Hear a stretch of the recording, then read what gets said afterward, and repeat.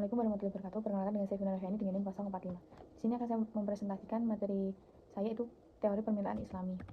Yang pertama ada pengertian permintaan. Teori permintaan dalam Islam adalah konsep ekonomi yang menjelaskan bagaimana permintaan barang dan jasa dipengaruhi oleh nilai-nilai dan prinsip syariah. Dalam ekonomi Islam, permintaan tidak hanya didasarkan pada kepuasan individu semata, tetapi juga mempertimbangkan aspek moral, etika, dan kesejahteraan sosial sesuai dengan ajaran Islam.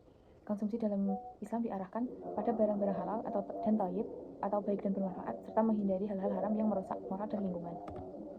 Selanjutnya ada hukum permintaan. Hukum permintaan ada yang menjelaskan tentang adanya hubungan yang bersifat negatif antar. Selanjutnya ada hukum permintaan.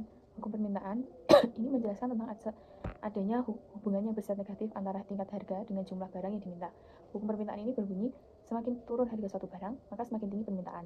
Dan sebaliknya, jika harga naik, permintaan akan cenderung menurun. Selanjutnya ada teori permintaan. Teori permintaan itu adalah perbandingan lurus antara permintaan terhadap harganya. Apabila permintaan itu naik, maka harga itu relatif naik. Begitu sebaliknya, apabila permintaan itu turun, maka harga itu relatif juga turun.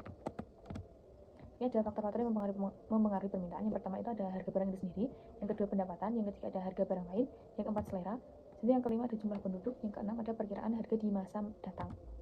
Selanjutnya ada kurva permintaan barang halal.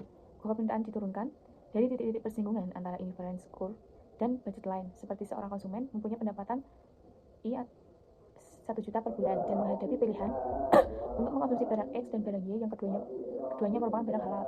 Jika harga barang X atau PX-nya 100.000 dan harga Y atau PY-nya 200.000, titik A double aksen menunjukkan konsumsi seluruhnya dialokasi pada barang X dan titik B menunjukkan konsumsi seluruhnya dialokasi pada barang Y.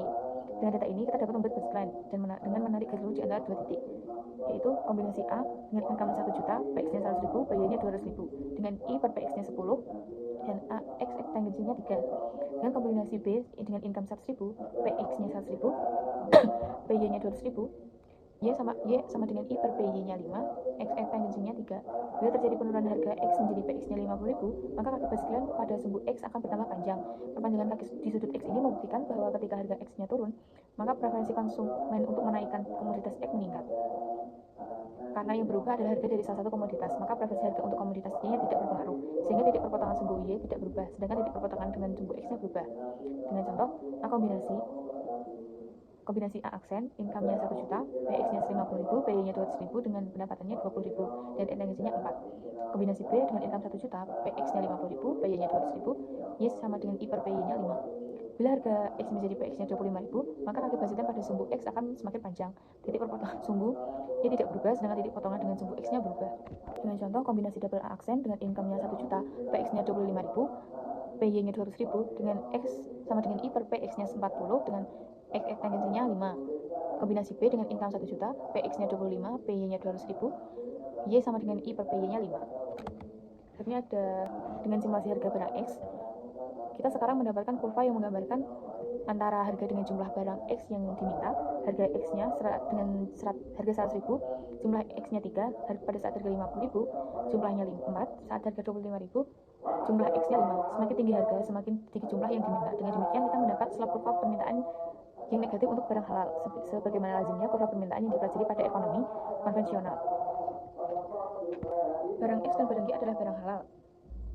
Dengan demikian, barang X dan barang Y adalah sama-sama barang halal. Apabila terjadi perubahan harga barang X atau PX di mana PX1 kurang dari PX2 kurang dari PX3 dan income tetap, maka I per PX1-nya kurang dari I per PX2 kurang dari I per PX3, sehingga IX1 kurang dari IX2 dan IX kurang dari 3. Selanjutnya ada konsumsi intertemporal konvensional. Konsumsi intertemporal adalah konsumsi yang dilakukan dalam dua waktu, yaitu masa sekarang atau periode pertama dan masa yang akan datang atau periode kedua. Dalam ekonomi konvensional, pendapatan adalah penjumlahan konsumsi dan tabungan yang secara matematis ditulis Y sama dengan C plus S, di mana Y-nya pendapatan, C-nya konsumsi, dan S-nya tabungan. Selanjutnya ada konsumsi intertemporal dan konvensional Islam. Dalam konsep Islam yang dijelaskan oleh hadis Rasulullah SAW, yang maknanya adalah yang kamu miliki adalah apa yang akan kamu makan dan apa yang telah kamu infakkan. Oleh karena itu, persamaan pendapatan menjadi Y sama dengan C plus infak plus S. Kemudian persamaan tersebut disederhanakan menjadi Y sama dengan FS plus S, di mana FS-nya C plus infak, F-nya adalah final spending di jalan Allah. Sekian presentasi dari saya. Wassalamualaikum warahmatullahi wabarakatuh.